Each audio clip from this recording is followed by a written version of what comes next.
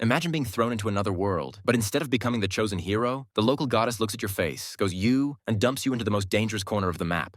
This is how the story of Makoto Misumi begins, the most overpowered, underestimated hero in all of isekai. TSUKIMICHI Moonlit Fantasy isn't just another isekai anime, it's the tale of a guy who wanted a quiet life, but accidentally became a nightmare for gods, demons, dragons, and anyone foolish enough to stand in his way. Makoto's luck, negative, his power, on a global scale, his companions, a dragon who loves theater way too much, and a spider woman who loves him way too much. In this video, over the course of 69 minutes, we'll follow Makoto's journey from his first steps in the wastelands, through wars between empires, battles with dragon slayers, the fall of fortresses, and the secrets of the gods. From the birth of Kuzunoha, all the way to the moment when the entire world begins to fear a single name. This is the story of a merchant they tried to erase, but instead got a powerhouse capable of breaking the balance of their entire world. Welcome to the full recap of TSUKIMICHI, Seasons 1 and 2. Let's begin. Season 1, Episode 1. Failed Hero. Meet Makoto Misumi, just an ordinary guy who suddenly gets thrown into another world where a million adventures await him. Not the coolest or most interesting ones, of course, but still, adventures. Along with that come gorgeous ladies who wouldn't mind going on an erotic tour with him, plus immense physical strength and magic. But is everything really that great? At the beginning of the anime TSUKIMICHI Moonlit Fantasy, we're shown the protagonist's normal life, with an emphasis on his archery hobby. Here, we meet the local god named Tsukuyomi. He explains that Makoto's parents are originally from another world. Long ago, they made a special contract stating that one of their children, once grown up, would be sent back to that world. But instead of throwing the kid into the unknown completely helpless, Tsukuyomi grants the boy some of his own power. And right after that, Makoto gets taken by the goddess who rules the other reality. She explains that at the moment, two factions are at war, demons and humans. And to save her world, she must rely on heroes. Makoto could have been one of them, emphasis on could. However, due to the goddess's terrible personality, she rejects him, saying, "Oh, you're seriously a pathetic-looking dude. You look like some weakling. Get lost before you get smacked." And she gives him the ability to speak any language except human. Just to make his life even worse, she throws him from a huge height. On his way down, Misumi meets Tsukuyomi again, who gives him some parting advice. He also tells Makoto that the boy actually hides unbelievable power within himself, power he could never release in his original world. That's why he shouldn't hold back at all, especially since the arrogant goddess didn't grant him the hero status, meaning there are no restrictions on what he can do. Eventually, Makoto lands in an unexplored world and begins his adventure. After 3 days of wandering, Makoto meets a pig girl being attacked by a two-headed dog. Unaware of his true power, Misumi one-shots the mini Cerberus. The piggy is shocked and decides to run away quickly. She doesn't want to deal with the weird guy. But since Makoto gained not only physical strength but also incredible speed, he easily stops the girl and asks her a couple of questions. From the conversation, he learns that he's in the wasteland, the most remote region of the world. There's almost no one here, so finding people or other races will be quite difficult. The girl also tells him she's in a pig, but a highland orc named Emma. For the past few years, her village had been shrouded in the mist of a deity named Shin. Because of that, the villagers couldn't live normally. However, occasional sacrifices temporarily dispelled the mist, allowing the orcs to grow enough food to survive. Meeting Misumi gives Emma a chance to postpone her own sacrifice. So she brings him to her village, feeds him, and tells him about magic. Makoto still doesn't understand anything about this world, so he asks the girl to teach him a simple spell, a fireball called Brit, which can be reshaped however the caster wants. During the first training session, the guy shows amazing results. Even though that spell usually takes a long time to learn, Makoto masters it on the first try. So she wants to know what level Misumi is. She assumes he must be around level 200, but after using a scroll, it becomes clear that he's literally at the start of the game, level 1. The next morning, Makoto leaves the village, leaving a letter of gratitude. In it, he says he's going to deal with the deity named Shin so it won't bother the village anymore. Here we're shown for the first time that fire can take any shape. Since Makoto knows how to use a bow, he creates one from fire and fires a single test arrow straight into Shin's structure. This enrages her, and she immediately decides to get rid of the intruder. By the way, Shin is actually a gigantic female dragon. Makoto hesitantly accepts the fight and begins to unleash his power. Using ordinary fire spheres, he manages to wound the dragon, even though she claimed that fire couldn't even tickle her. So who's lying now? While Shin is trying to figure out what kind of creature managed to hurt her, Makoto uses the moment and almost knocks her out in just 3 blows. But with her last breath, the deity traps the protagonist in a cube filled with a special substance that forces Misumi to drown in his memories or fantasies. While he imagines a beautiful girlfriend with big breasts, the dragon peeks into his past and realizes he came from another world. Makoto doesn't intend to get stuck in his memories and finally understands how his power works. He can create hemispheres around himself where he can alter space however he wants. This helps him analyze situations at large distances without being detected, enhances attacks, and escape difficult situations. Misumi is ready to finish the fight, but the dragon suddenly says she no longer wants to fight and offers to make a pact. The outcome will determine who becomes whose master. If one is stronger, the other becomes their servant. If their strength is equal, they'll just be companions. Shin wants this because she saw the boy's memories. She wants to learn about the world he came from. But most of all, she's interested in TV shows. Lots and lots of shows. The power ratio ends up being 80 to 20 in Makoto's favor. This allows him to make the dragon his servant and transform her into a beautiful samurai girl. Season 1, Episode 2, Black Spider of Disaster.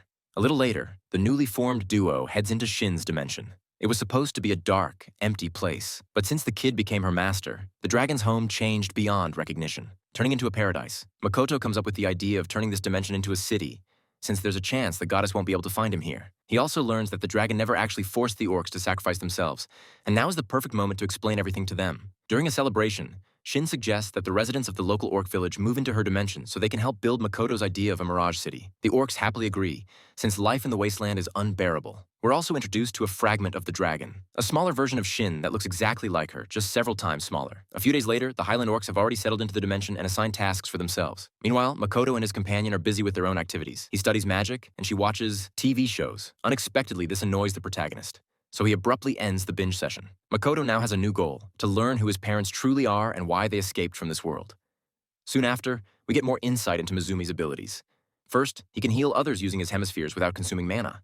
Second, he cannot heal himself. And third, he is insanely strong. This episode also introduces a new race, the dwarves. One of them is shown running from a huge black spider that devours anything it can. The smell of blood attracts it, and it attacks Makoto. In response, Makoto decides to cut off several of its limbs to defeat it. However, the spider doesn't care. Its regeneration is so fast it can heal while moving. So the protagonist uses an enhanced Brit, transformed into a flaming spear. But even that fails, as the monster completely absorbs the magic and heals again. Due to inexperience, Makoto gets hit in the face and decides to unleash even more of his power. This temporarily stops the spider, but the boy runs out of energy and loses consciousness. Shin then proposes that the creature make a pact with her master, which would turn the monster into a human. When asked, doesn't a pact require the consent of both sides? Shin simply replies that she will give herself to her master, body, and soul. Season 1, Episode 3, Shock. So it turns out the blonde lady didn't just save any dwarf, she saved a senior dwarf. These tiny craftsmen can create powerful magical artifacts, including weapons. And since the guy saved the blacksmith village from the spider, they decide to move into Shin's dimension, with all sides agreeing to it. However, the dragon girl sets a few conditions: help with construction, forge weapons, pay taxes in the future, and acknowledge Makoto as their lord. Sounds fair enough? Of course, the next important step is choosing names for the two new ladies. The dragon gets the name Tomoe, in honor of a legendary female samurai,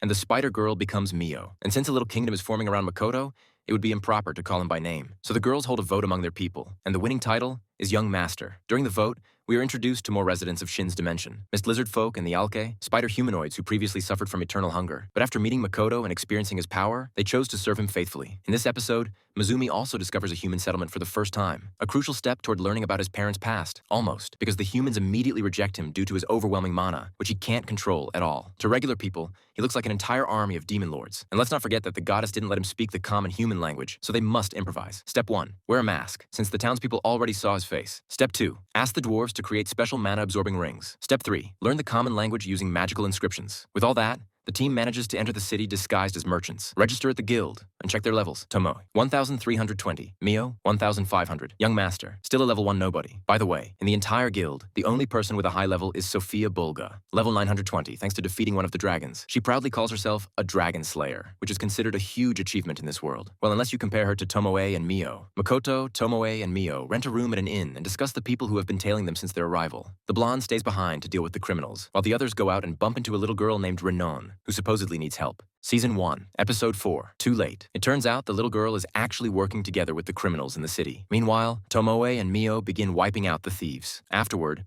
the group decides to read the memories of the attackers and discovers that they're connected to Renon's sister, who is currently being held somewhere in the city. Makoto stays behind with the kid, while he orders his companions to rescue the sister from captivity, which they accomplish without much trouble, freeing the hostages, destroying most of the city, and defeating the strongest adventurers in the settlement. Then Tomoe and Mio decide to test their strength against each other and start a small duel, which results in almost the entire city being destroyed. Makoto punishes them both and tells them to seriously think about their behavior. Season 1, Episode 5, Wagon Journey. After assembling their full party, the boys and girls head toward a new settlement. There, they once again have to register at the guild, since Tomoe and Mio destroyed the previous city before any information about them could spread anywhere. To avoid such disasters in the future, Makoto decides to send Tomoe traveling like a true wandering samurai. Meanwhile, Mio wonders how to confess her affection to her master, but their new companions constantly ruin the mood. Along the road, they encounter plenty of weak monsters, which Mio, the spider girl, easily wipes out, while the others collect loot to sell. This continues for several days, until they encounter rare beasts. Their hired adventurers can't handle them, and Mio refuses due to harsh conditions. So the young master steps in,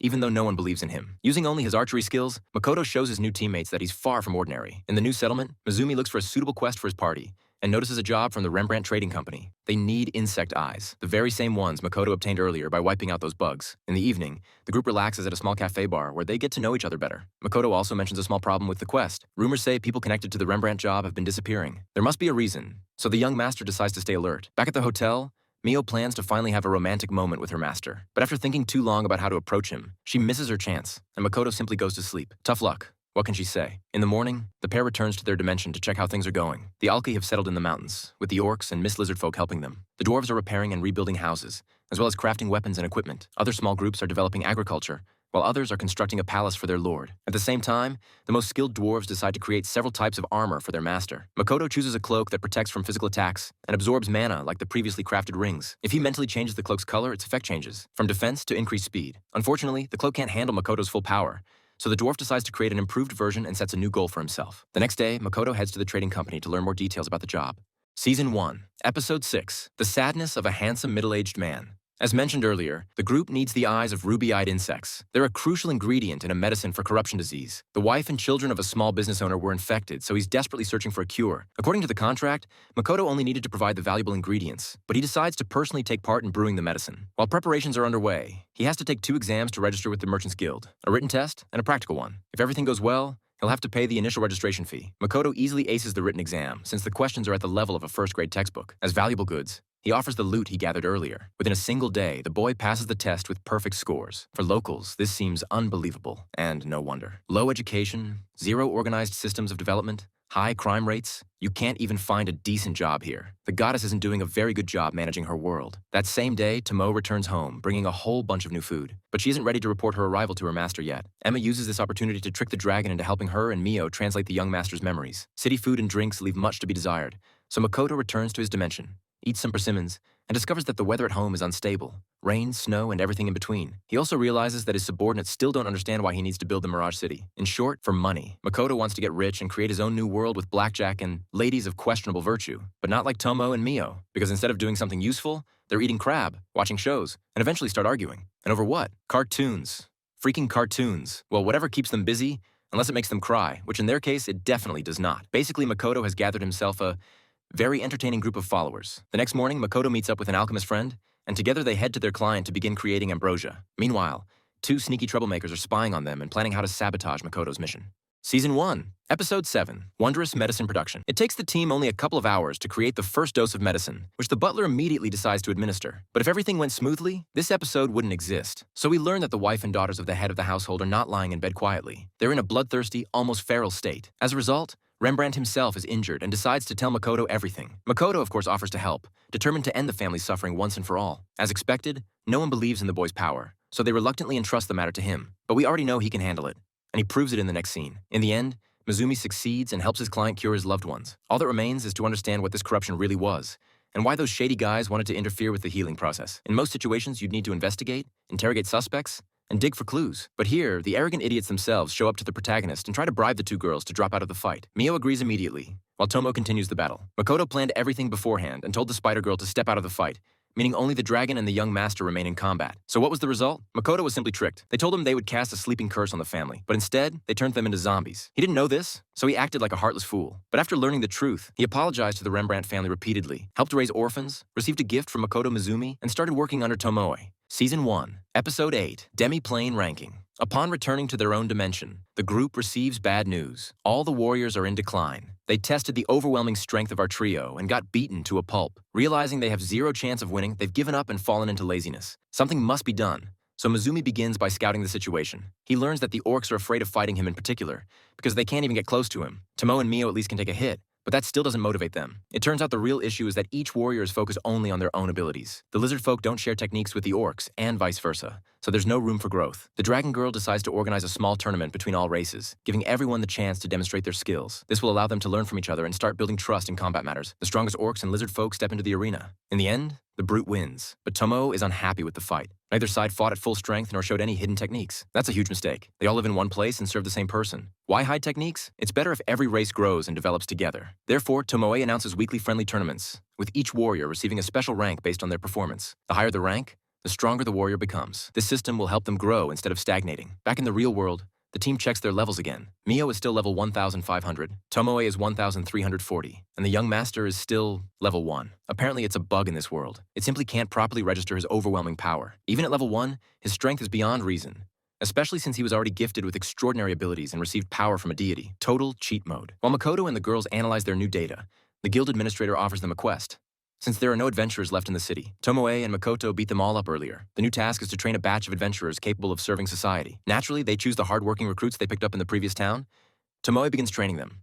And because everything must be done in an accelerated pace, no mercy is allowed. First comes brutal physical training based on harsh trials that her teams barely survive. With no time for rest, Tomoe immediately drills them in teamwork and ends with a near-suicidal mission. They must kill a horde of monsters in one night and return to the guild with proof. Surprisingly, they succeed, which means one more task is complete, and they can move forward with developing their trading company. First step, learn the location of rare flowers growing in the Tiranax forest, and open their own shop rented from Rembrandt. Season 1, Episode 9, Eat or Be Eaten. To celebrate this, the young master's subordinates decide to hold a grand feast and congratulate their lord on successfully opening his first business in the outside world. During the celebration, we learn how some of the Alki have progressed. They've learned to fully transform into human form, meaning they're now much more pleasant to look at. And like everyone in this dimension, the spider followers stay busy. This girl assists Mio, Haruna has devoted herself to martial arts, Minata studies science, and Hokuto works in construction. Not bad. They've adapted nicely. The lizard folk continue to grow through combat. For example, the strongest of the sea beasts has become even stronger thanks to joint training, and he's now preparing for ranking battles to aim for leadership. The dwarves continue their craftsmanship, but since they need to push beyond the ordinary, Makoto suggests that one of them work in the trading shop. Finally, we get to the Highland Orcs. Among them is a guy who stands out for his clumsiness and lack of confidence. However, he makes up for it with strength and appearance. He looks genuinely powerful, but inside he's still a child. Soon, he'll have the opportunity to welcome guests in Mirage City, helping the dimension earn even more money. After the big celebration, everyone decides to rest. Mio and Tomoe discuss things and realize something is off about the young master. He appears and disappears, almost as if he's experiencing micro-deaths. The idea is that when Makoto focuses his mind to make a precise shot, his consciousness merges with the world around him, a harmless technique in his original world. But in this reality, it results in death, and Makoto doesn't seem to care at all. The girls also notice that Makoto's mana reserves have increased significantly. This means his current power rivals that of the goddess who rejected him. Interestingly, this increase in mana is what allows Shin's dimension to expand, meaning it could theoretically become infinite, just like Makoto's power. The limits remain unknown. At night, Tomoe persuades Mio to sleep with Makoto, but he doesn't understand their hints and refuses. The next day, the girls straightforwardly offer their bodies. But since Makoto considers them family, he runs away from the two overly eager ladies back into his dimension. There, he receives a more powerful outfit and upgraded rings capable of absorbing even more mana. After Mio apologizes for the previous night, the two head to the forest to gather ambrosia flowers. The young master offers to hold Mio's hand so they can walk together through the fields. But they're interrupted by the forest's inhabitants and a group of adventurers. Since their moment of solitude is ruined, the dark-haired lady becomes furious and prepares to kill everyone. Makoto quickly calms her down and drags her away from the scene to avoid conflict with strangers. Season 1, Episode 10, Hidden Ogre Village. On the way, he discusses a plan of action with Tomoe, carries the adventurers into his own dimension, and then lets Mio feast on his blood. After all that, he neutralizes the enemies in just a couple of seconds and tries to negotiate with them about selling ambrosia flowers. The girls don't make such decisions, so they suggest he follow them to the village where Makoto and Mio can discuss business matters with the elders. It turns out these guys are called forest ogres. Honestly, I imagined ogres differently, especially forest ones. They're supposed to be wild and stupid, but these ones are kind of civilized, with their own division of roles, and they're protected by some sort of dragon barrier. In the council building, Makoto meets the son of one of the elders, who behaves very strangely and seems suspicious of the boy. As an apology for the creepy interrogations, the two girls host a feast for the newcomers. But before that, they suggest he meet their mentor named Mondo. This dude behaves even more strangely than the previous one. This village is full of weirdos, seriously. To get a closer look at Mizumi, the girl's mentor grabs the boy's hand and starts examining it. However, Mio is not having any of that,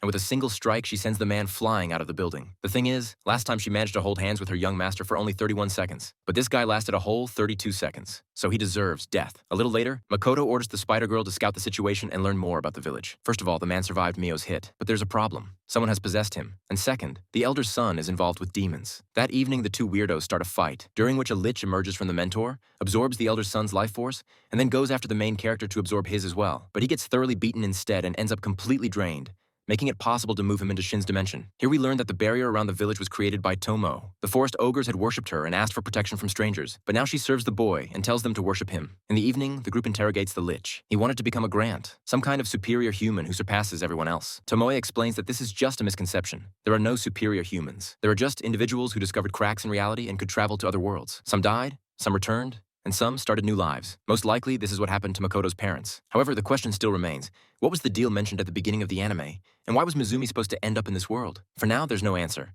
Just like the lich has no desire to keep living since all his efforts were in vain. But the dragon girl offers him a solution. Make a contract with the main character and become his servant. This would be useful for the boy because he wants to improve his magic. The contract is made. The lich turns into a human, and it's time to teach him proper behavior. But, as always, an unexpected twist occurs.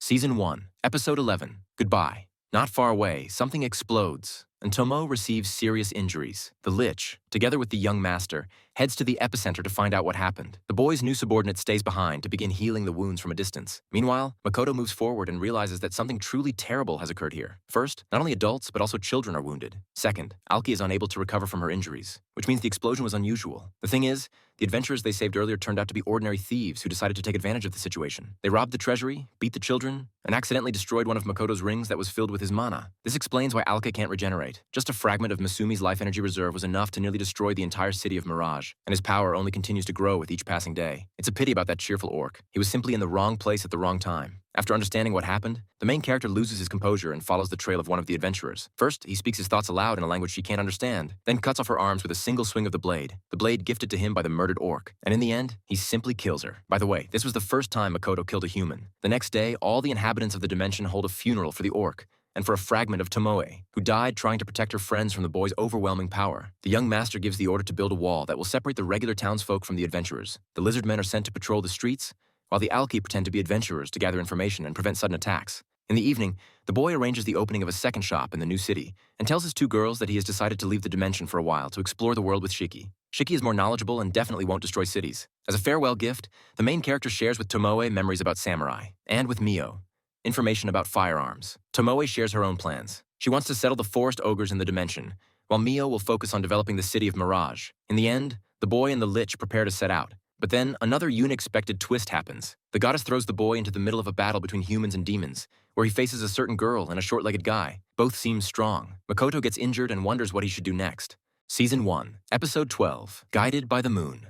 At first, he tries to distract the enemies with fireballs and run away, but they still catch up to him and attempt to kill him. Believing that the young master is protected by the goddess's blessing, they try to dispel it. But we know the truth. That woman rejected the boy and wanted to get rid of him entirely. So the boy survives however he can. We learn that the short-legged guy is named Lancer, or Mitsurugi. He's also a dragon like Shin, but several times weaker. And the girl is Sophia Bulga, the very same dragon slayer and high-level adventurer. The opponents continue acting like mighty warriors and try to annihilate Misumi, so he releases just one ring and begins his counterattack. With a single arrow shot, the boy easily destroys the dragon shield and wounds Sophia. While he charges a new ability, she decides to attack from the shadows and cut off Makoto's head. But the main character defends himself with only Yutine, a dwarven-made blade, and slices the giant magic sword in half. At that moment, Bulga attacks him from behind again and launches him into the sky. Meanwhile, the dragon creates special blades everywhere to ensure the boy cannot survive. In response, Misumi simply releases all his rings and charges a new shot, which allows him to destroy the entire arena and drain the attackers of their strength. A bit later, Makoto wakes up with Tomoe and Mio beside him. They manage to bring him back home and heal his wounds. On the same day, Makoto discusses his future plans with his servants, which haven't changed much except for the need to hide his power more carefully. We're also introduced to a new fragment of Tomoe, who has become much stronger after absorbing some of the young master's power. She won't share the fate of the first one. While Makoto was fighting representatives of the demons, Tomoe had already brought the forest ogres into the dimension. They immediately started training. The Alk are doing a great job attracting new customers to the city of Mirage, and the shop in Sige is working at 1,000%, selling not only dwarven weapons, but also healing medicine made from ambrosia flowers. Nobody is standing still. Everything is developing, and money is flowing like a river. Season 2, Episode 1. What? Moon over the ruined castle? Makoto Misumi recalls how the goddess of this world rejected him and cast him into the wasteland, where he had to build a new life from nothing. Now he has loyal demi-human followers, a growing trading company, and a demi-plane overseen by Tomoe and Mio. While his companions take care of things at home, Makoto travels with Shiki to the Rotsguard Academy to open a new branch of their shop. Along the way, the two discuss the danger of teleportation. The goddess might detect them. Makoto worries about leaving the management of the demi-plane to Tomoe and Mio, whose domestic skills often end in chaos. Flashbacks show comedic scenes of their cooking attempts. Mio tries to prepare food using minerals, ore, and even pieces of cookware, while Tomoe teaches her how to toast bread. Everything ends in disaster, since most inhabitants of the demi-plane cannot eat metal or stone. Once in the city, Makoto goes to eat and meets locals who mistake him for a demi-human because of his unusual appearance. He tries to take on a hunting request, but his low rank and unchanging level prevent him from doing so. Trouble strikes the village of Tapa. A bandit group called Moon over the ruined castle terrorizes the residents, killing and plundering without mercy. Makoto accidentally becomes involved in rescuing a girl named Lana, and a young werewolf, Eto, heals them and learns the truth about the bandits' atrocities. Determined to help, he heads to the village, where he senses the smell of blood. The attackers have returned. Makoto calmly and methodically defeats the bandits, using arrows, fire, and equipment forged by elder dwarves. He does not kill them. Instead, he incapacitates them and demands only one thing: that they stop using the name of a melody he once loved. After the victory, Makoto returns to Shiki as if nothing happened and discusses finding an inn. By the end of the episode,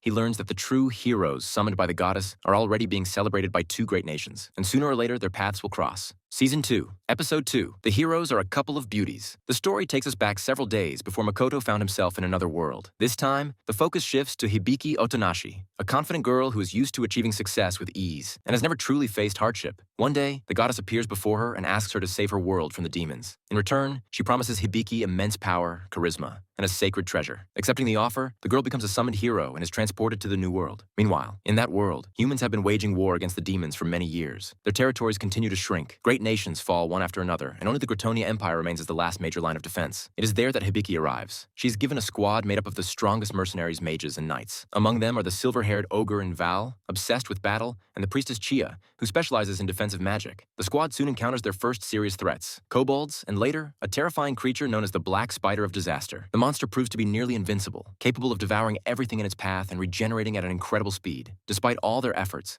the heroes suffer a crushing defeat and come to realize that they are not yet ready for a true war against the demons. At the same time, a second storyline unfolds, the story of Tomoe Iwahashi. He is an ordinary schoolboy who is constantly bullied and underestimated. Like Hibiki, he is summoned by the goddess. He is granted extraordinary abilities, enhanced physical strength, powerful magic, the ability to fly, a magic eye that can enthrall others, and even immortality during the nighttime. Tomoe agrees to become a hero and is transported to the human world, where he is welcomed by Princess Lilyflaunt of the Gratonia Empire. At the royal palace, Tomoe undergoes an examination. It is discovered that his magic eye poses a serious threat even to allies, so the princess orders that this ability be kept secret. A personal party begins to form around the hero, the captain of the royal guard, Genebia, the alchemist, Yukinatsu, and the dragon summoner Mora. All of them gradually fall under the influence of his power. Tomoe resolves to become the perfect hero, ready to destroy the demons at any cost. He swears to dedicate his entire life to this goal, unaware of how dangerous the power granted to him by the goddess truly is. Season 2, Episode 3, Stellar Wars. While Makoto Misumi is heading toward the Rotsguard Academy, far greater events are unfolding in the human world. The two summoned heroes, Hibiki Otonashi and Tomoe Iwahashi, are already on the front lines, preparing for a decisive operation to liberate the fortress of Stella, which has been captured by the demons. The allied armies of Lemias and Gratonia gather their forces, receive the blessing of the goddess, and expect a swift victory thanks to their numerical superiority and divine support. The heroes take part in the military council, where the strategy, the night assault, and the coming battle are discussed. Despite the commander's confidence, Hibiki feels uneasy. The enemy is giving up ground too easily. Soon her concerns are confirmed. The advance turns out to be a trap. The demons activate a massive magic circle, and the army is struck by a devastating attack. The demon commander Io appears, possessing monstrous strength and regeneration comparable to that of the Black Spider of Disaster. In the heat of battle, Tomoe uses his secret ability and removes the goddess's blessing from both himself and Hibiki in order to break free from her control and save their unit. Realizing that they are no longer protected by divine power, he orders a retreat despite the protests of their allies. This decision saves part of the army but leaves Hibiki vulnerable to Io. The fight against the demon commander becomes desperate. Hibiki's squad struggles to hold the enemy back, and then Val, in order to save her comrades, uses a forbidden technique that pushes her beyond her limits at the cost of her own life. She sacrifices herself, dealing a fatal blow to Io and giving her companions a chance to survive. And Val's death becomes a heavy blow to everyone, and Hibiki finally realizes the true price of war. After the battle, the demons retreat, but the victory is bitter. Tomoe vows to become stronger so that he will no longer have to rely on the goddess, while Hibiki resolves to move forward despite the losses. At the same time, Makoto and his companions safely complete their journey to the academy, still unaware of the tragic events that have already taken place on the far side of the continent. Season 2, Episode 4, Why Am I a Teacher? While Makoto Misumi settles into life in the academic city of Rotsguard, his companions Tomoe and Mio set out on their own missions. One searches for ingredients to learn how to cook her master's favorite dishes, while the other investigates a mysterious new lake that appeared after the Battle of the Dragon Slayers. They miss Makoto, but they understand. They must endure a little longer while their young master establishes himself in the city. Meanwhile, Makoto and Shiki explore Rotsguard, a massive commercial hub full of life and opportunity. They quickly stumble into trouble when several academy students start harassing a waitress. Makoto tries to intervene peacefully, but the bullies attempt to provoke a fight. Shiki barely restrains himself from killing them outright, and the thugs eventually flee. The incident shows Makoto how arrogant the people of this city can be, and how difficult it is not to use overwhelming force when pushed. Soon after, Makoto receives surprising news. Instead of applying for student entrance exams, he accidentally signed up to take the test, to become a teacher. And he can't back out, since the application was endorsed by Rembrandt himself. The examiners mock him slightly, but Makoto chooses the practical test without realizing just how insane it is. The exam takes place over 3 days in a massive training zone filled with monsters and magical traps. The task sounds simple, but is anything but. He must collect 3 fast-moving spheres, red, yellow, and blue, each reacting only to a specific type of attack. Any mistake makes the sphere explode. Worse yet, an assassin lurks in the testing area, hired to eliminate Makoto, but the hero's body is impervious to poison and physical attacks, sending the would-be killer into panic. Despite the chaos, sabotages, traps, and countless attempts to manipulate the test, Makoto relies on patience and analytical thinking. He studies how the spheres behave, suppresses his own overwhelming mana so he won't destroy them by accident, and ultimately accomplishes the impossible. He brings back not just 1 set, but 3 spheres of every color, something no one in the Academy's history has ever achieved. The exam committee is stunned. Makoto is immediately accepted as a provisional instructor, despite never planning to become a teacher at all. Thus begins a new chapter for Makoto in Rotsgard, not as dangerous as the hero's war against the demons, yet full of challenges, politics, and hidden threats. And behind Makoto's back, events are already unfolding that will soon shake the academy to its core. Season 2, Episode 5, The Lesson Will Now Begin. While Makoto Misumi adjusts to life in Rotsgard, the world around him begins to change much faster than he expected. Having received permission to open a shop and an invitation to work as an instructor, he still tries to remain humble. But the academy gradually pulls him in deeper. Together with Shiki, he becomes a regular at the local tavern and slowly learns the rhythms of the city, unaware that his unusual power has already started attracting dangerous attention. At the academy, Makoto meets other instructors and hears how highly local mages value student talent. But unlike most teachers, he chooses to take on only a small group, fearing that using too much of his power might cause trouble. This surprises the faculty, but it soon becomes clear that his teaching methods differ drastically from the academy's traditions. His very first class stuns the students. With his mana sealed, Makoto looks almost like an ordinary human, and many come to the lesson with doubts. Everything changes when he and Shiki demonstrate a mock battle. Shiki uses 3 elemental magics with incredible speed and precision, while Makoto effortlessly reads every move, creates instant barriers, and nullifies attacks as if he's simply playing with them. The students immediately understand. This man doesn't just talk about combat experience, he embodies it. After the demonstration, Makoto sharply shifts tone and declares that most of them are third-rate mages, relying on only one element. His words shock the class, but precisely because of that, they begin taking the lessons seriously. Makoto explains that on a real battlefield, depending solely on one elemental specialty is the fastest way to die. During the next lesson, he tests their limits by having the students attack him with everything they have. Some push themselves to the last drop of mana, some show tactical thinking, while others face fear from realizing their own weakness for the first time. Makoto remains calm throughout, gently guiding them and healing their injuries afterward. In doing so, he not only uncovers their potential but learns who among them can become a leader, who is capable of growth, and who is still driven only by stubbornness. But beyond the classroom, trouble is brewing. The assassin who previously failed to kill Makoto returns to report to his employer, and receives a new order to eliminate the dangerously powerful new instructor. Makoto remains oblivious, continuing to build his lesson plans and prepare for the shop opening. And while he takes his first steps as a teacher, a new threat is already taking shape in the shadows, one that will test his resolve and strength far more severely than exams or students ever could. Season 2, Episode 6, Becoming a 3-Star Chef.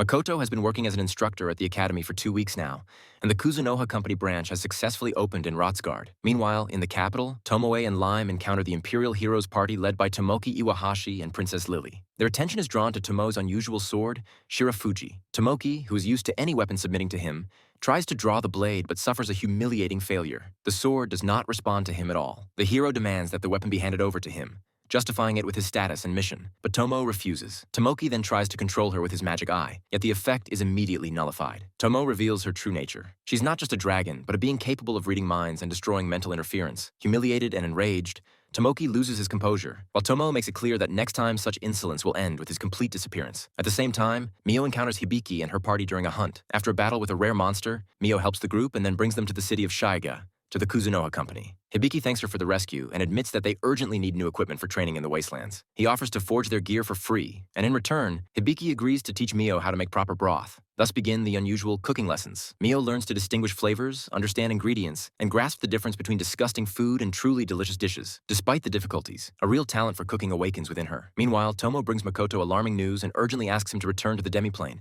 as something important has happened. The forest ogres are left to guard the shop, and the group prepares to return, fully aware that new and far more serious events await them.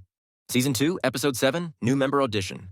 While Makoto Misumi continues his work as an instructor in Rotsgard, major changes unfold in the demiplane. When he returns home from the academy, he discovers that the residents have built a new house for him and organized a large celebration. Mio stands out the most. She has become completely absorbed in cooking and prepares numerous dishes, dreaming of impressing her master with perfect flavor. She even plans to travel to Siagan to improve her skills further. After the feast, Makoto holds a council. Tomoe reports a disturbing encounter. She met the summoned hero of Gritonia, Tomoki Iwahashi. His personality and thoughts disgust her. Arrogant, obsessed with power, and already planning to introduce firearms into this world, Tomoe barely held herself back from killing him, but Makoto firmly forbids interfering. Heroes must be observed, not provoked, or it could lead to war. The next issue concerns the demiplane itself. One of Makoto's portals, placed during his travels, ended up in a dangerous location and caused a rise in temperature inside their world. The climate is shifting, residents are falling ill, and Makoto realizes for the first time how destructive the side effects of his power can be. Another troubling discovery follows. One of the monsters that attacked Mio was an old experiment created by Shiki. The creature had absorbed spirits and mutated over time, becoming increasingly dangerous. Shiki is ashamed and ready to accept punishment, but Makoto decides not to reveal this to Tomoe and Mio until he has a way to address the problem. Meanwhile, new races request to move into the demiplane. The first is the proud race of Gorgons, women whose magical eye seal can turn anything to stone. Makoto promises to create protective eyewear so their power won't harm others. Next arrives a noisy airborne race. Excellent scouts, though extremely irritating in behavior. The third race causes a heated argument between Tomoe, Mio, and Shiki, as each brings those they consider the ideal candidates. As Makoto plans land distribution and resources for the newcomers,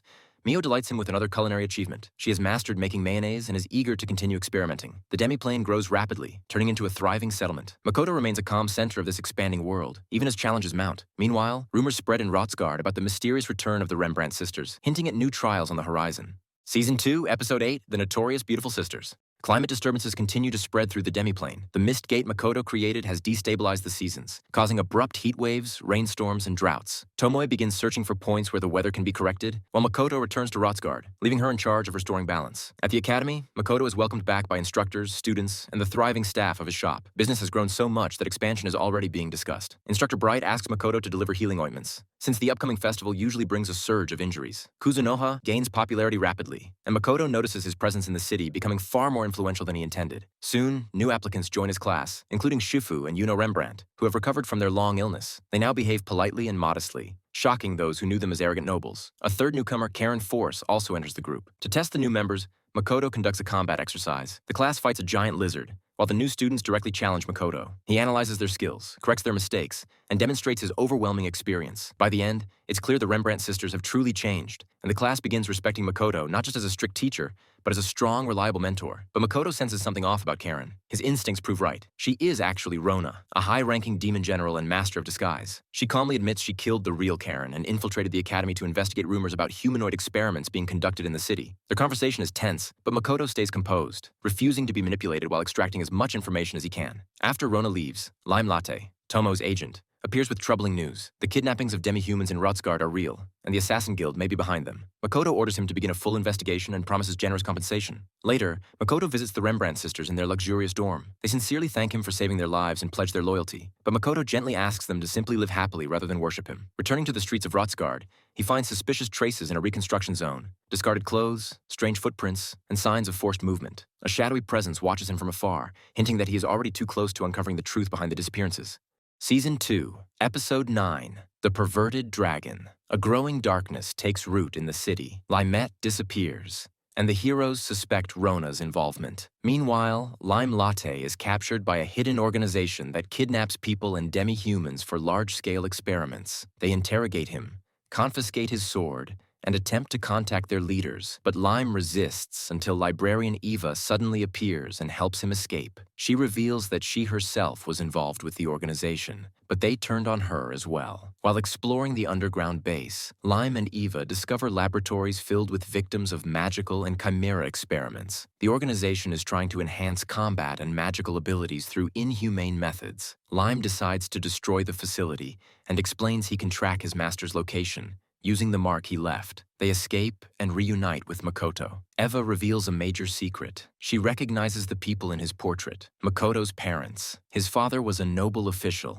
and his mother a high-ranking priestess. They were to marry in Kalinion, a client state of Elysium, but were forced to flee just before the demon invasion. Eva is one of the few survivors and dreams of reclaiming her homeland, which drove her to work with the organization. Later, Guildmaster Luto appears, actually the Greater Dragon Banshoku. He explains the origins of the Adventurers Guild, the concept of levels, and how he introduced these systems to maintain balance in the world. He also tells Makoto that returning to his original world is nearly impossible. His chance of success is about 1 in 10 million, since the destination of such a teleportation would be almost random. However, he hints at a possible catalyst, something that could allow Makoto to freely travel between worlds. In the final scenes, Tomoe discuss Makoto's uncertain future and their devotion to him, realizing that any shift in his fate may drastically reshape the fate of everyone around him.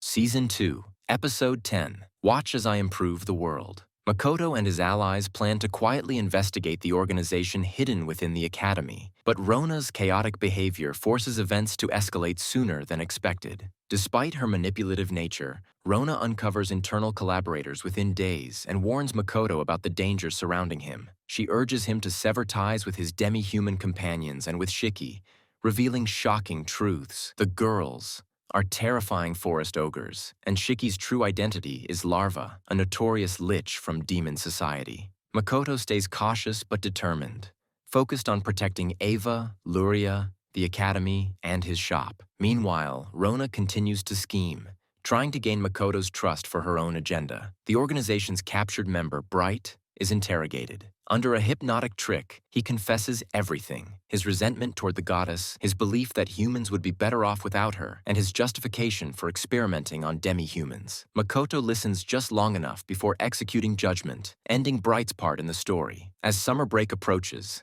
everyday academy life resumes. Students gossip about missing classmates, the Rembrandt sisters' aggressive admiration for Makoto, and the intense combat lessons with the blue lizard instructor, when a second, even stronger lizard warrior, Swai, joins the training. Makoto's class struggles, barely holding their ground until a series of rematches helps them grow. Many students stay over the break, eager to improve further. They plead with Makoto for private tutoring, and he reluctantly agrees to teach once a week. Shiki hints that they should raise their levels by fighting monsters, and the students eagerly head out to train, fueled by newfound motivation. However, a routine trip turns dangerous when the group encounters a Demidragon far above their level. Just when defeat seems certain, a mysterious tiny woman intervenes. Her strange, unpredictable behavior and overwhelming strength save them, though the students never learn that bananas from their teacher's stash were instrumental in the rescue. The episode closes with the promise of a summer filled with growth, challenges, and new abilities as Makoto's students push forward on their path to becoming stronger adventurers.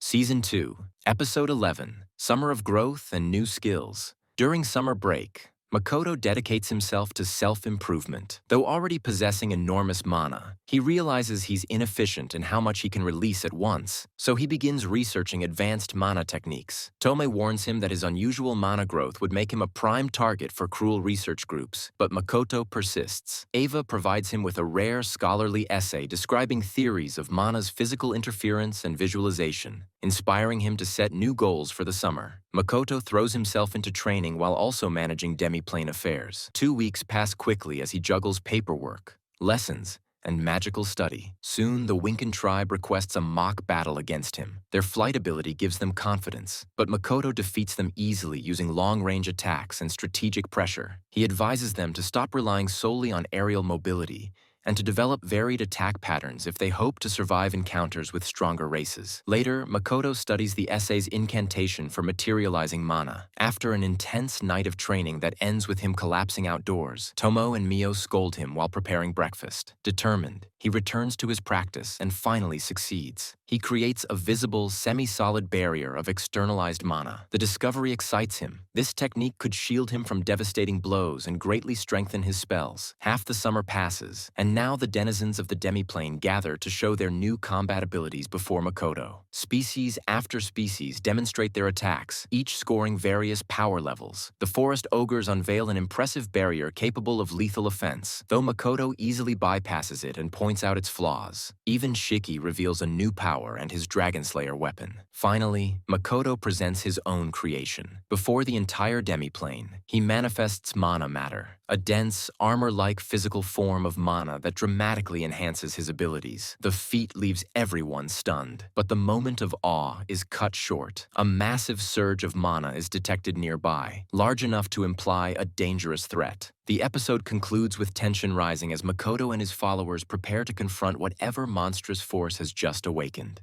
Season 2, Episode 12, Attack of the Giant Monsters. The episode centers on Makoto Misumi as he deals with strange disturbances in the demiplane, a world shaped partly by his own memories of Japan. After orcs are attacked in the northern woods, Makoto discovers that the culprits are an unusually intelligent bear and wolf who can speak. Instead of fighting, he chooses diplomacy. Impressively, he convinces the beasts that he seeks coexistence rather than dominance, forming an unexpected alliance. The bear introduces himself as Brownie, while the wolf acknowledges Makoto's sincerity. This moment establishes a new sanctuary in the demiplane known as the Wolf's Woods. Soon after, an enormous sky creature appears, revealed to be the Boulder Bird, a powerful ruler of the mountains. It eagerly accepts Makoto's suggestion to rename itself the Rock Bird, becoming another independent but friendly guardian of the realm. Makoto's companions, Tomoe and Mio, react with jealousy as more powerful beings gravitate toward him, though Makoto insists they are not his followers, but partners. Meanwhile, the narrative shifts to the Academy students, who are troubled by their previous defeat by a demi-dragon. Determined to grow stronger, they plan a rematch during the last days of summer break. Jean and the others begin training intensely, motivated by personal goals and past traumas. One student reveals that his desire to surpass the demi-dragon comes from wanting to one day face a warrior named Miranda, whom he deeply admired and lost years earlier.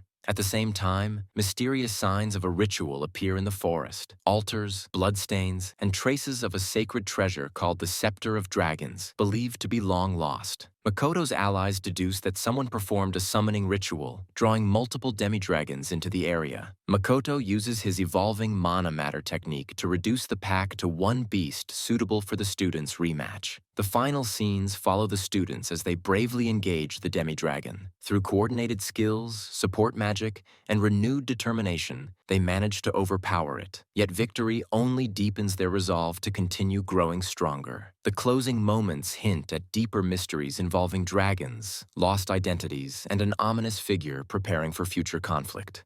Season 2, Episode 13, The Very Busy Academy Festival. As autumn arrives, the Academy prepares for its grand annual festival, a week-long event that attracts nobles, adventurers, and scouts from multiple nations. Students view it as both a celebration and a crucial chance to prove their worth in tournaments and demonstrations. Makoto's class is excited about the competition, while Makoto himself hopes nothing chaotic will happen, though trouble quickly finds him. A tense subplot unfolds as Makoto, acting as merchant Kuzunoha, is approached by a temple priest named Shinai. Under the guise of concern, the temple pressures him to reveal his medicine production methods. Their real intent is clear: control his business or replicate his products. Makoto plays along but remains wary, especially after learning the temple has been involved in secret humanoid experiments, and even attempted to probe his mind and mana during the meeting, unsuccessfully. Their failure only increases their suspicion and interest in him. During the festival preparations, Makoto is followed by assassins. One of them, wielding a blade forged from a greater dragon's scale, seeks revenge. Despite the assassin's frenzy, Makoto defeats him easily, annoyed by the guild's persistent interference. Still unsettled, he meets Tomoe and discusses stabilizing the demi-plane's climate. Tomoe has found a method using a new misgate, but the area is dangerously close to demon territory,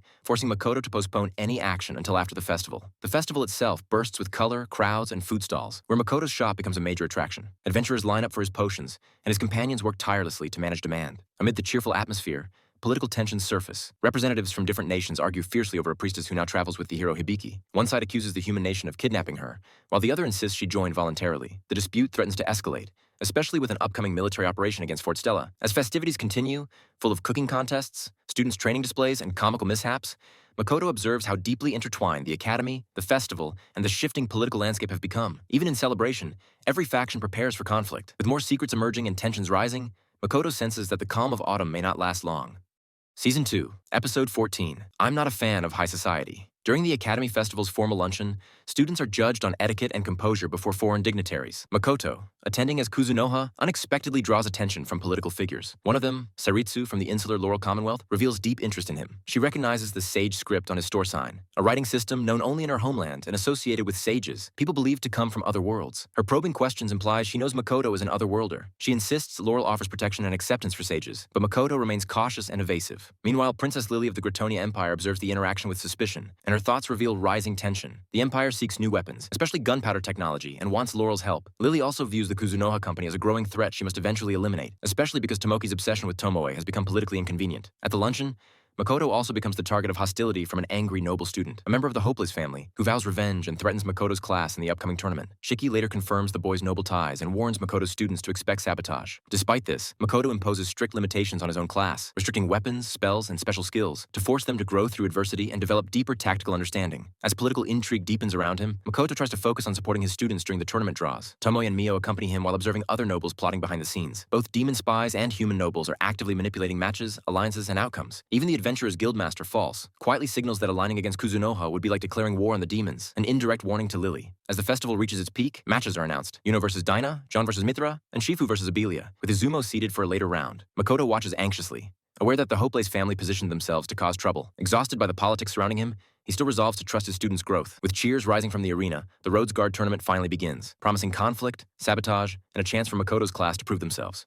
Season 2, Episode 15, A Fierce Tournament. The academy tournament begins with increasingly intense matches, where Makoto's students are forced to fight one another due to the nobles' behind-the-scenes manipulation. Despite the unfair setup, the battles reveal their impressive skill. Dinah wins the opening round, while the duel between Jean and Mithra becomes the highlight of the warrior category. Jean technically wins under the rules, though even the observers admit Mithra was the superior fighter. In the mage division, Shifu Rembrandt quickly stands out. She shows sharp intuition, fast chanting, and unexpected spell work, defeating multiple opponents, including a highly praised upper-class student already scouted by the court of Lamia. Her victories spark heated arguments among nobles about tactics, honor, and the future of their military. Eventually, Shifu dominates the entire category and faces Jean in the tournament's final. As expected, she wins decisively, becoming the overall champion. But the celebration is short-lived. Makoto is summoned by the Merchants Guild, where the atmosphere shifts from polite to openly hostile. The guildmaster interrogates him about his trading company, accusing him of relying on demons and hiding illegal transportation routes. They claim to have matched his purchases with his production output and insist the numbers don't add up. Makoto can't reveal the truth about his demiplane, and when he offers a vague explanation involving teleportation magic,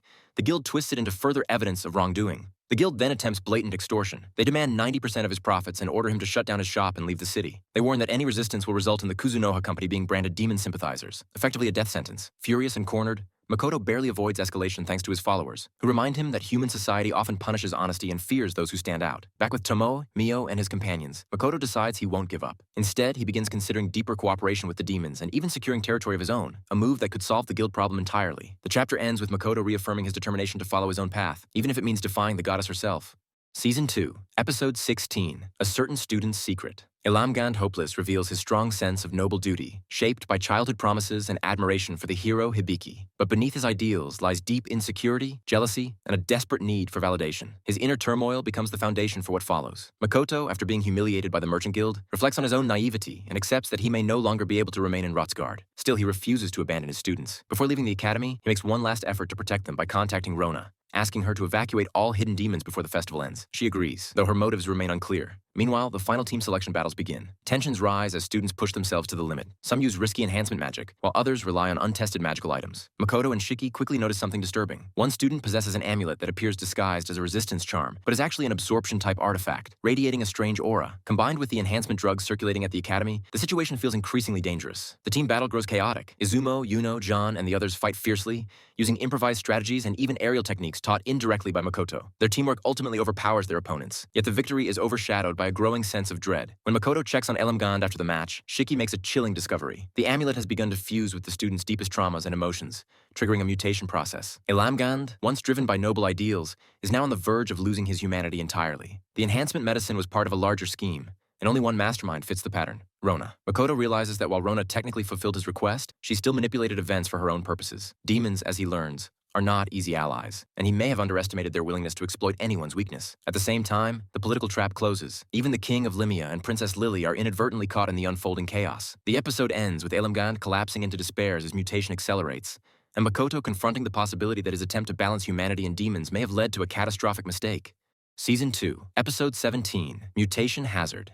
Episode 17 escalates immediately from the previous chaos. Elamgand's mutation reaches its breaking point. His body twists, his mind collapses, and the once proud noble becomes a monstrous creature driven by pain, jealousy, and madness. His unstable emotions fuse with the demonic amulet, triggering widespread panic across Rotsgard. Monsters begin appearing all over the city, confirming that this was part of a major demon operation, one even Makoto hadn't anticipated. As the city descends into chaos, Makoto moves quickly. He secures Ava and Luria, promising to help them reclaim their lost homeland someday. With Shiki's support, he begins coordinating a response, assessing damage, gathering supplies, and preparing to protect civilians. Tomoe, ever perceptive, frames the crisis like the dramatic climax of a historical tale, where one decisive action could shape the future. She suggests they seize this moment to earn gratitude, undermine hostile guilds, and secure their standing. Makoto agrees, but insists they avoid direct conflict with demons to preserve the fragile future alliance he still hopes to build. Meanwhile, Rona and the demon generals press forward with their own schemes. They create rings that can suppress the goddess's power, planning to eventually eliminate the hero Hibiki and crush another human nation. Despite Makoto's earlier trust, Rona now fully reveals her ambition. She will keep manipulating events, even if it means using Makoto as a pawn. Back in the city, the academy finally deploys its elite purple coats, but they are swiftly overwhelmed. The mutated monster absorbs most elemental magic, regenerates rapidly, and easily defeats the academy's strongest fighters. Makoto realizes it will be up to him and his students to end the disaster. He teleports key VIPs, including royalty and clergy, to safety,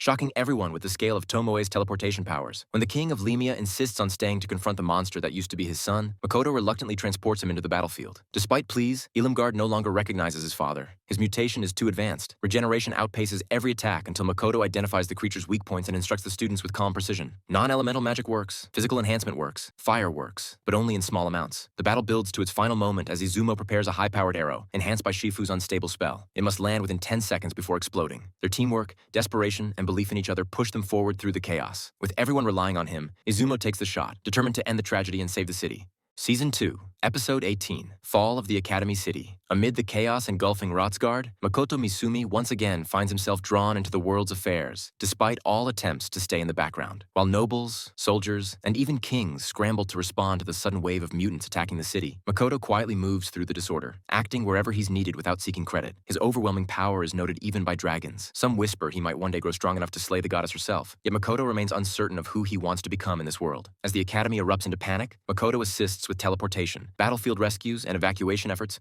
all while pretending to be nothing more than a humble merchant and temporary instructor. He helps save students, reassures frightened civilians, and even dives into the red light district to defeat bizarre monsters attacking the residents. There he meets Estelle, a sharp-tongued but grateful madam whose people rely on his energy drinks. Together they lead citizens to safety through the demi-human slums, one of the few calm places left in the city. Meanwhile, Mio confronts the grotesque remains of Ilumgand, who has mutated into a monstrous form yet retained fragments of his memories. His twisted devotion and regrets mean nothing to her. As Makoto's loyal retainer, she punishes him mercilessly for the trouble he caused her master. Elsewhere, the leadership of the Academy debates the origins of the coordinated attack. Demon-made devices block human telepathy, teleportation circles are destroyed, and even refugees begin mutating after accepting suspicious charms and medicines. The crisis appears far more deliberate and deeply rooted than anyone feared. Despite political pressure and the headmaster's scolding, Makoto is placed in charge of extermination efforts in the northeastern district. Princess Lily and others rely heavily on him, unaware of the true scale of his power. As reinforcements from surrounding nations mobilize, Makoto prepares to act not as a hero, but in his own quiet, determined way. With Tomoe and Shiki at his side, he readies the Kuzunoha company to leave its mark on the city, whether the world is ready for him or not.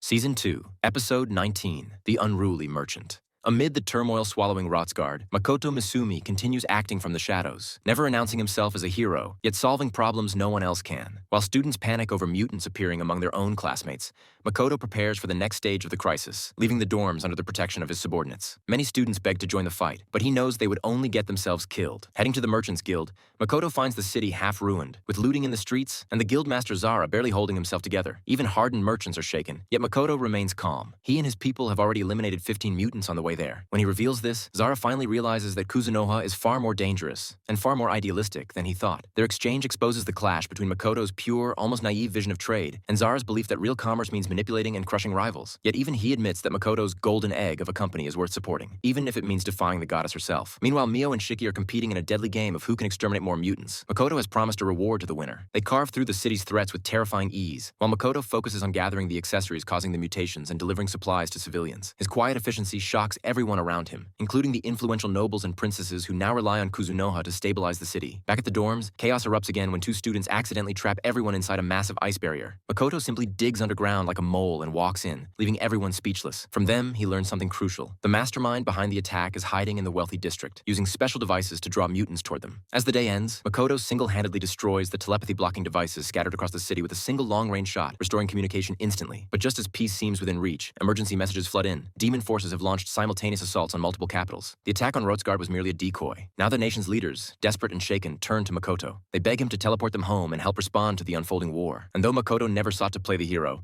the fate of entire kingdoms is now silently settling onto his shoulders. Season 2, Episode 20, The Utterly Hateable Good-for-Nothing. Amid a sudden wave of coordinated demon assaults, the great nations find themselves shaken. Both Ur of Lemia and Ruinas of Gritonia are struck at the same moment, revealing that the earlier chaos had merely been a decoy. Leaders scramble to return home, only to discover that demons have already infiltrated their cities by disguising themselves as humans. As fear rises, whispers spread that even the swords and relics humanity relies on are nearing their limits. Makoto Misumi becomes entangled in this political storm when the kingdoms beg him to lend Tomoe's power, unaware that they are being tricked by demons hiding among them. While the nations posture and panic, the demons quietly set their true target, the hero of Lemia, whose genuine charisma, not magical charm, makes her influence too dangerous to ignore. Just as Makoto's carefully built facade begins winning the world's trust, the goddess strikes again, forcing a teleportation that threatens to expose him as her enemy. Enraged yet composed, Makoto confronts her directly, refusing to yield. Their clash reveals cracks in her authority. She cannot erase him. and she knows it. Cornered, she demands he protect the hero and retake Fort Stella, threatening him with divine punishment if he refuses. Once hurled through the skies toward Limia, Makoto contacts Tomoe and Mio, giving them their first true wartime command. Gather the strongest denizens of the demiplane and prepare for battle. Overjoyed to finally be relied upon, they rally Highland orcs, mist lizards, and volunteers, igniting the demiplane's first march to war. Their assault is swift and overwhelming, tearing through the demon-held fort from within. Meanwhile, Mio encounters Left, a mutated mildy dragon serving the Demon King, who challenges her while doubting the very existence of Kalinion, the hidden land Makoto is now shaping into a reborn nation. As their clash erupts, battles rage simultaneously across Limia and Gretonia, signaling the true beginning of the large-scale war. High above the burning capital, Makoto prepares to face the other heroes summoned from Earth, an inevitable meeting he has long anticipated. The night ends with the world on the brink, the heroes fighting desperately, and Makoto stepping into a role he never asked for but can no longer avoid.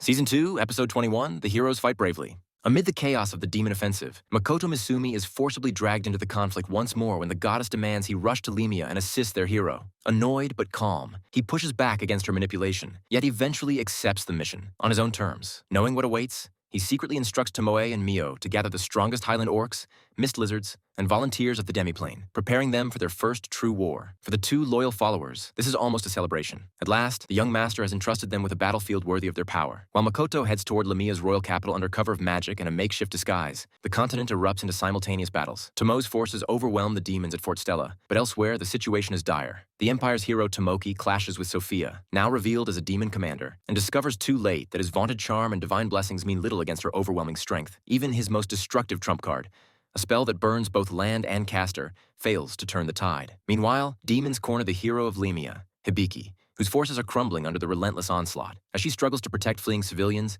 a mutated greater dragon blocks the last escape route, demanding her life in exchange for sparing the capital. Hibiki stands her ground, but the pressure mounts, until an absurd figure suddenly appears on the battlefield. Makoto arrives wearing Mio's bizarre hero suit, a disguise so ridiculous it briefly stuns both allies and enemies. Yet beneath the costume stands the same sorcerer who shattered a dragon and terrified nations, now stepping into a war he never asked for. His appearance marks a turning point, hinting that the battle for Limia is about to collide with Makoto's own fate. Across the burning cities, demons tighten their grip, heroes clash with powers beyond their understanding, and the goddess's plans grow more tangled. And as Makoto descends into the fray, one truth becomes clear. Sooner or later, he must face the summoned heroes, the demons, and the goddess herself, whether he wants to or not. Season 2, Episode 22, Fight On, Hero. Dragged into yet another crisis by the goddess, Makoto Misumi heads toward the embattled capital of Limia, wearing a bizarre disguise crafted by Mio. To avoid revealing himself as the merchant of Kuzunoha, he adopts the codename Larva, accompanied by a skeletal subordinate and armed with a voice changer. His mission is simple only in theory: save Limia's hero and prevent the fall of Fort Stella, all without exposing too much of his true power. On the battlefield, demons launch a brutal assault led by the commander Io. Hibiki, Lemia's hero, struggles to hold the line as her allies fall around her. Just when she is cornered, Makoto drops in like an unknown white-clad warrior, catching even demon commanders off guard. His strange armor and unfamiliar abilities confuse friend and foe alike, yet he calmly blocks Io's attacks and prevents the hero from being killed. He fights not to dominate, but to buy time. He knows a far greater confrontation awaits him in the future. Meanwhile, his lich companion Larva uses ritual spells to restrain demons and erect barriers, insisting he will handle the enemy alone while Hibiki focuses on survival. As the battle intensifies, Io reveals a terrifying trump card, Rose Signs, enhancement items that grant overwhelming strength at the cost of consuming the user's soul. The demons, empowered and desperate, prepare for a massacre within the city. Hibiki, overwhelmed, experiences a strange shift in consciousness. She finds herself in a timeless space and meets a mysterious being who grants traveler's privilege to those summoned from another world. Like Tomoki before her, she's asked to choose an ability. Rejecting world-breaking options, Hibiki instead selects a power that converts the emotions of others into her own strength, an ability befitting a hero who inspires people by presence alone. Back in reality, her newfound aura erupts just as Makoto smashes Io's enhancements with a single spell break. The battlefield trembles as an even stronger presence approaches, one neither human nor demon can control. Makoto senses it, curses his luck, and readies himself. Though he wished only to save the hero and slip away unnoticed, fate once again drags him toward a confrontation he can no longer avoid. Season 2, Episode 23, Rival Revenge Match. In the midst of the chaos at Fort Stella, Makoto Misumi, still operating under the disguise of the mysterious sorcerer, finds himself entangled in a series of escalating confrontations. While he only came to save the hero and avoid drawing attention from the goddess, the battlefield refuses to let him slip away quietly. His mana-forged armor, a new creation born from his attempt to increase the amount of energy he can expend at once, becomes the very thing that astonishes demons and dragons alike. What should have been a simple, anonymous intervention turns into a spectacle. Sophia, now a terrifying dragon slayer empowered by consuming multiple greater dragons, confronts him with overwhelming force. She boasts of destroying nations and seeks to carve her way toward another dragon's power, believing that defeating Makoto will prove her superiority. Yet blow after blow simply shatters against his mana matter. something so absurd that even greater dragons struggle to understand it. Her deadly attacks, teleporting blades, and cascading flames only force Makoto to reveal more of his strange abilities, which infuriates her even more. At the same time, Rona, the demon tactician, tries to negotiate, threaten, and manipulate him. She accuses Makoto of becoming the goddess's pawn, laments his supposed betrayal, and even offers political backing if he agrees to withdraw. Makoto, as usual, brushes aside her dramatics, insisting he neither serves the goddess nor the demons. His only goal is to resolve the current crisis and leave. To the demons, however, his neutrality is more frightening than hostility. They see in him someone who acts on whims with power beyond their understanding. As chaos spreads, Makoto's companion larva, formerly Shiki, engages Mitsurugi, the Dragon Knight Lancer, in a deadly duel. The Lich fights with calm precision, proving far more dangerous than the demons ever expected. Even Mitsurugi admits the sorcerer is an opponent unlike any hero summoned by the goddess. The battle crescendos as Sophia unleashes the power of multiple dragons at once, declaring she can destroy entire nations. But Makoto, irritated and eager to end things before the goddess notices him, finally steps forward with full resolve. His mana matter withstands everything, and Sophia realizes with horror that even after consuming dragons, she cannot break him. For all their strength and schemes, the demon generals, the dragon knight, and the dragon slayer confront a truth they never expected. The quiet merchant they once underestimated stands far beyond the laws of their world. And as the mist thickens around Fort Stella, Makoto prepares for the inevitable. His identity as the sorcerer is becoming impossible to hide, and the war is only growing larger around him. Season 2, Episode 24, Sorcerer vs. Draconid.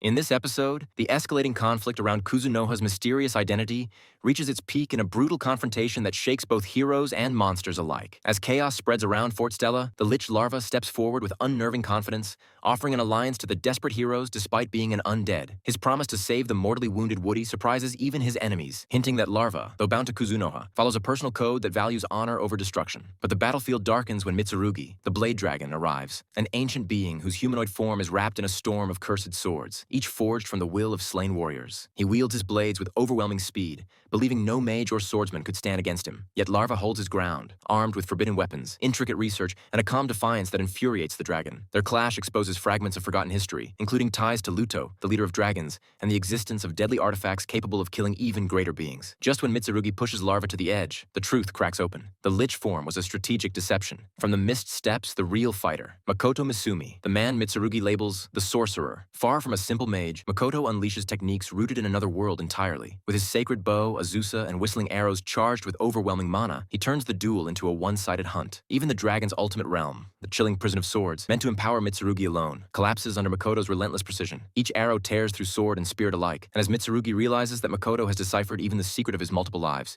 fear replaces arrogance. Makoto delivers his true name as a final sentence before ending the dragon's existence, showing no hesitation and no triumph, only cold resolve. The aftermath reveals the scale of his power. A single shot reshapes the land, creating Star Lake and forcing even allies to retreat. Exhausted, Makoto reunites with Shiki, who arrives too late to intervene. Together they withdraw from the battlefield, leaving the heroes to believe they survived by their own strength. Yet Makoto knows this was only a small step in a larger, unavoidable conflict. His actions echo across nations, among dragons and heroes alike, ensuring that the name Kuzunoha will no longer be whispered, only feared. Season 2, Episode 25, Party Beneath the Moonlight.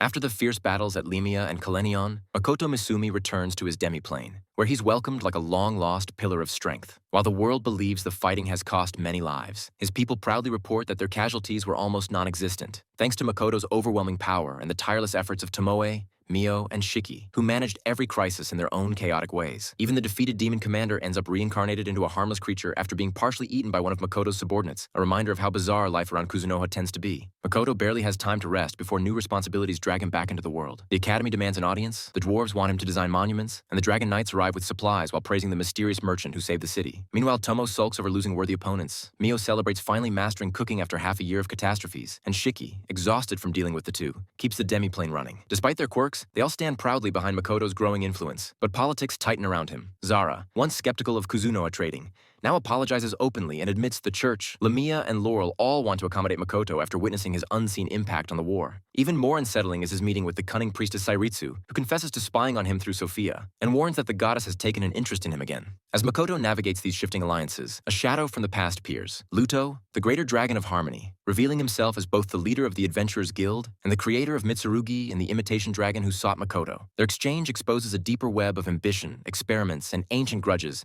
that had quietly manipulated the conflicts surrounding Makoto. Yet amid all the dangerous politics and powerful beings circling him, the heart of this chapter lies in Makoto's return to the people he trusts most. During a celebration in the Demiplane, filled with sake, drunken boasting, and Mio's proud cooking, Makoto pauses to acknowledge how each of his companions has shaped his life. For all his strength, he knows he would have achieved very little without them. In a rare moment of vulnerability and sincerity, he offers Tomoe, Mio, and Shiki a symbolic bond. The right to carry his name and stand with him as the Misumi family. They accept without hesitation, pledging loyalty not out of obligation, but out of genuine devotion. Surrounded by allies who've become his anchor in this unpredictable world, Makoto feels, perhaps for the first time, that even the darkest nights cannot overwhelm him, as long as the people he calls family walk beside him.